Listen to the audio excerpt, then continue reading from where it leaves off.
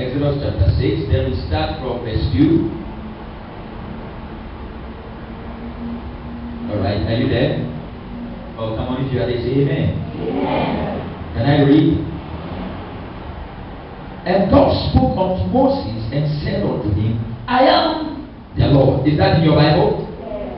And God spoke unto Moses and said unto him, I am the Lord. The word I am the Lord means I am Jehovah or Master.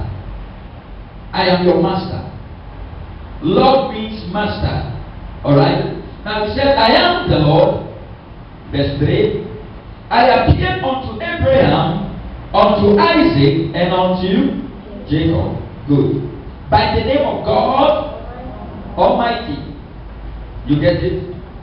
But by my name Jehovah was I not known unto them. Now God is trying to tell Moses that when I was dealing with Abraham, I was dealing with him as God Almighty. Alright? Like El Shaddai, I am mighty. Some other translation says El Shaddai or Shaddai, which means I've already explained the God who is able to feed all your children, to take care of every situation. And he said, but my name Jehovah. They didn't know.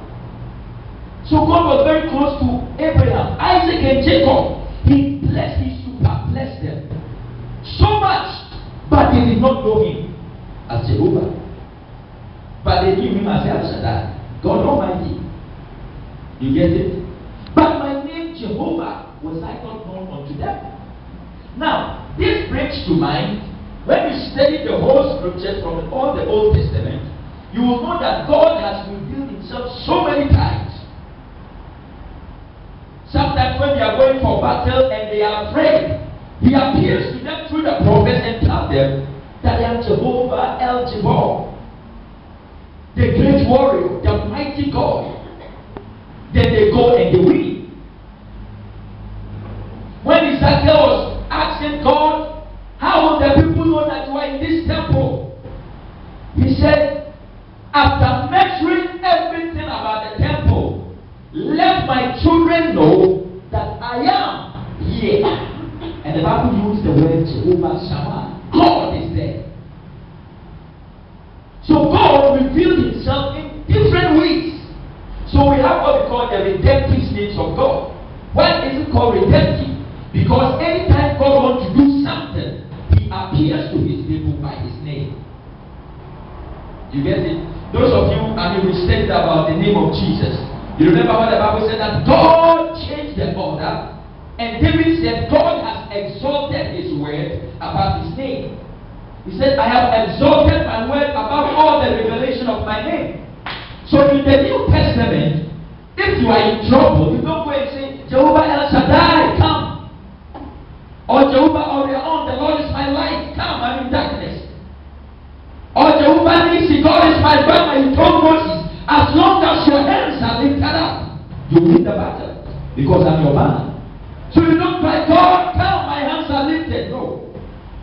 Now he said, my word in the beginning, John chapter 1, in the beginning was the word. In the beginning, when God made all things, in the beginning was the word, and the word was with God, and the word was God. So now, God is telling us that he is the word. You get it? He made everything with the word. The Bible said, and all things, verse 2, all things, everything was made by him, by the word. And there was not nothing, or there was not nothing that was made without his word. For in him was life, and that life was the light of men. So now, if you are in darkness, you need to connect yourself with the word, because the word is God.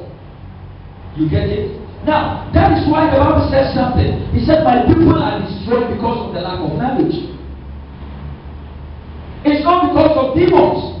Because God has given us power over demons. So our own destruction comes when we are underdeveloped. When we don't know. You will know the truth. And the truth you know about your situation will set you free.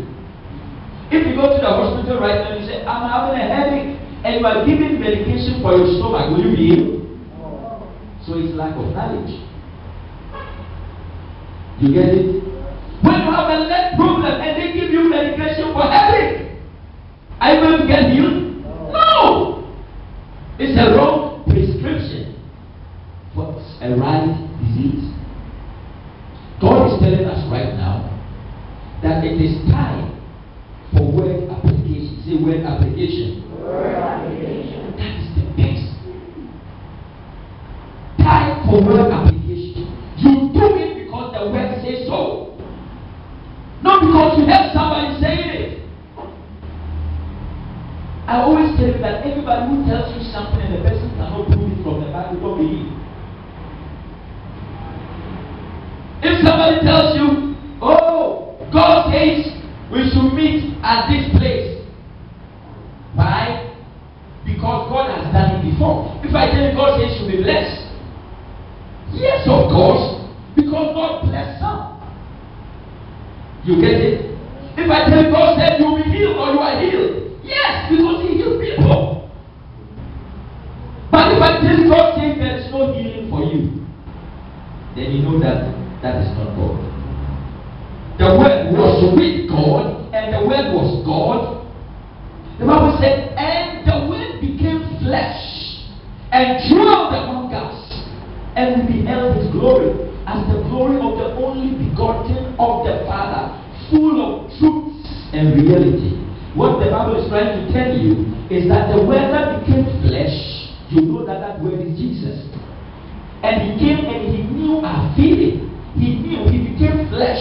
Because in the Old Testament, God the Father was not in the flesh, in the spirit.